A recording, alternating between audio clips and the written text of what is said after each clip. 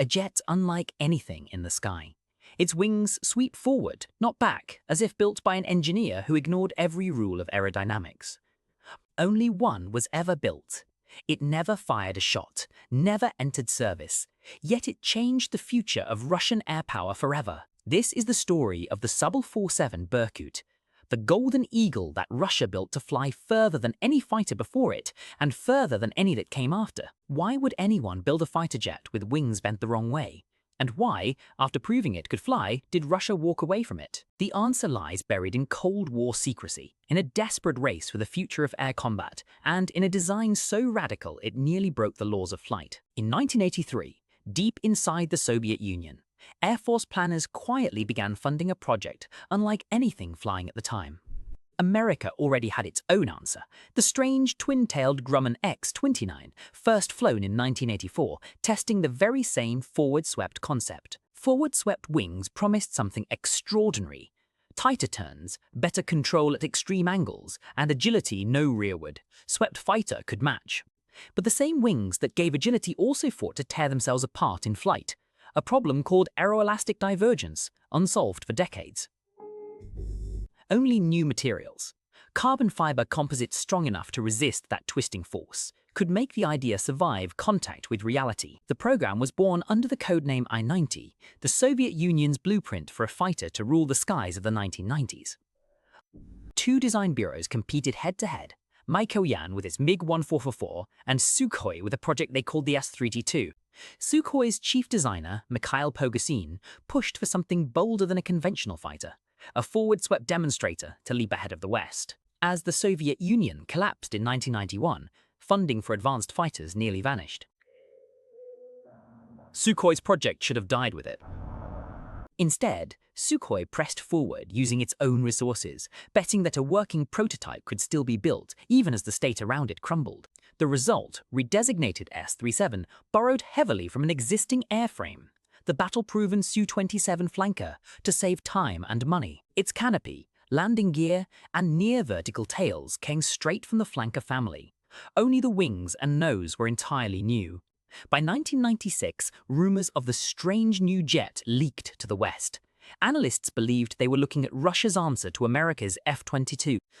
The finished aircraft carried a name worthy of its ambition: Berkut, the Golden Eagle, a predator built for speed and control. Its wings swept forward instead of back, delaying airflow separation and giving pilots extraordinary control, even at dangerously high angles of attack. To survive the immense twisting stress those wings created, engineers built them almost entirely from lightweight carbon fiber composites, roughly 90% of the airframe. A triple wing layout followed: canards up front, the main forward-swept wing at center, and the conventional tail behind. Three lifting surfaces working in concert. This triplane design made the aircraft deliberately unstable, a jet that would tumble out of control within moments without computers holding it steady. A quadruplex fly-by-wire system, 4 independent computers checking each other, kept the jet flying hundreds of times per second. Twin Soloviev D-36 engines, each fitted with thrust vectoring nozzles, gave the Berkut the power to point its nose almost anywhere in the sky. Hidden beneath the fuselage sat an internal weapons bay,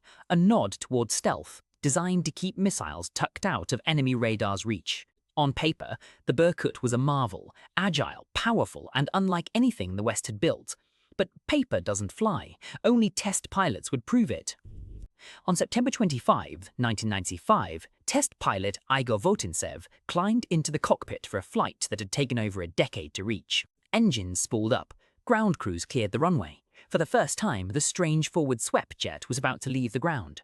It climbed cleanly into the grey Russian sky, a moment of quiet triumph after years of secrecy, funding battles, and doubt. Early flights were cautious, gentle turns, careful speed limits, engineers watching every sensor for signs the forward wings might fail. Back on the ground, telemetry data confirmed what decades of theory had promised.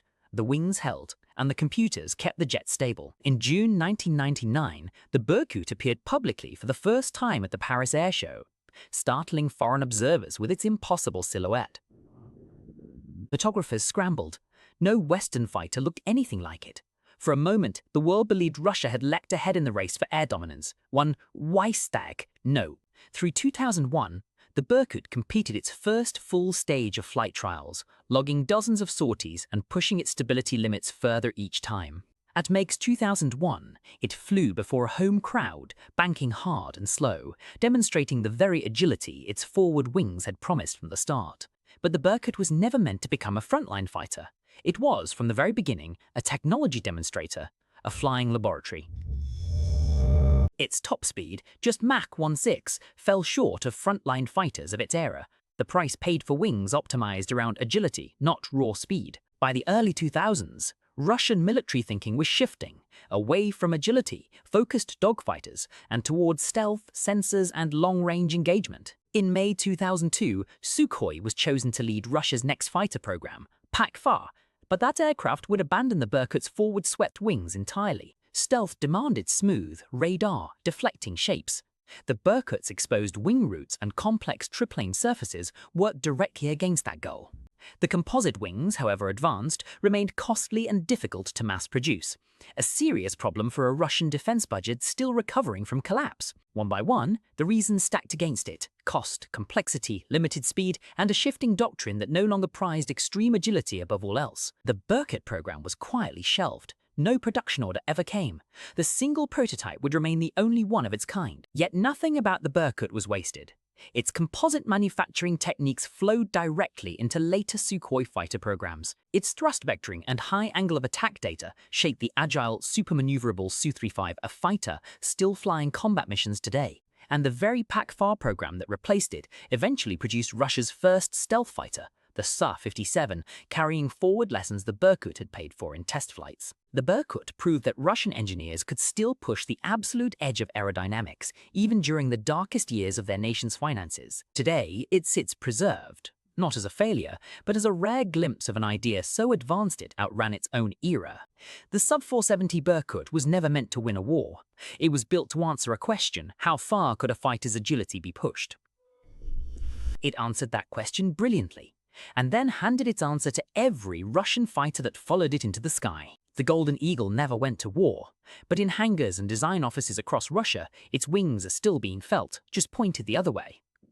One prototype, one flight test program, one idea that refused to disappear: the Sukhoi Su-37